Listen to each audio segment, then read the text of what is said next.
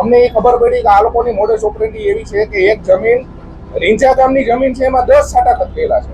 1 કરોડ રૂપિયાથી લઈને 10 કરોડ રૂપિયા સુધીની રકમ અવેજની લીધી છે.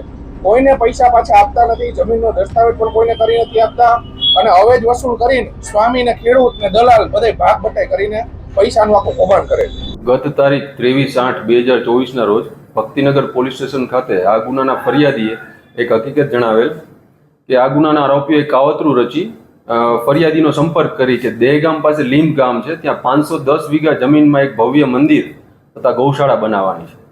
તેની માટે આ આરોપીઓએ એવું કીધું ફરિયાદીને કે જો અમે ડાયરેક્ટ ખેડૂતો પાસે જશું તો વધારે ભાવ લેશે, જેથી કરીને તમે આ જમીનનો સોદો કરી આપો.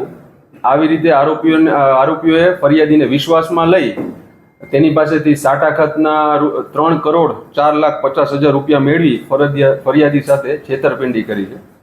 અને ગુનાની હકીકતને ધ્યાનમાં લઈ આ ગુનાના 8 આરોપી વિજય પ્રકાશ સ્વામી ઉર્ફે વીપી સ્વામી, જય કૃષ્ણ સ્વામી ઉર્ફે જેકે સ્વામી, માધવપ્રિય સ્વામી ઉર્ફે એમપી સ્વામી, દેવપ્રકાશ સ્વામી ઉર્ફે ડીપી સ્વામી, લાલજીભાઈ બાવભાઈ ઢોલા જે આ ગુનાના દલાલ તરીકે સામે આવ્યા હતા ફરિયાદી સામે, અને સુરેશભાઈ ગોરી એ પણ એજન્ટ છે, અને ભૂપેન્દ્રભાઈ શનાભાઈ પટેલ, વિજયસિંહ આલુસિંહ ચૌહાણ આ બંને ખેડૂત બનીને ફરિયાદી સામે આવ્યા હતા.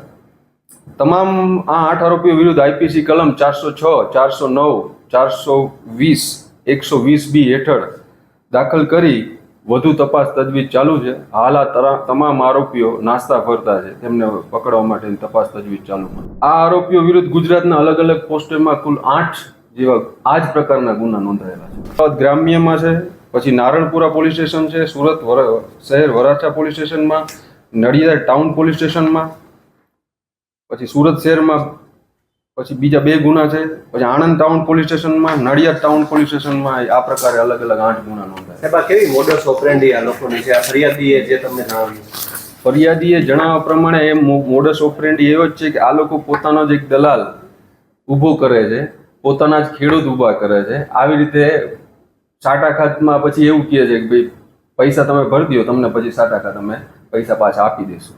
જુનાગઢ સહિતની જગ્યાએ તપાસ પણ થઈ છે. આ આરોપીઓને પકડવા માટેની જુનાગઢ તથા ગુજરાતના અલગ અલગ જિલ્લાઓમાં અમે અલગ અલગ ક્રાઇમ બ્રાન્ચ EOWની ટીમો તપાસ તજવીજ ચાલુમાં છે. આના ઉપર કોઈ મોટા સ્વામી બીજા છે કે સાથે સંકળાયેલા? એ બાબત ઉપર વધુ તપાસ તજવીજ હજુ ચાલુ છે.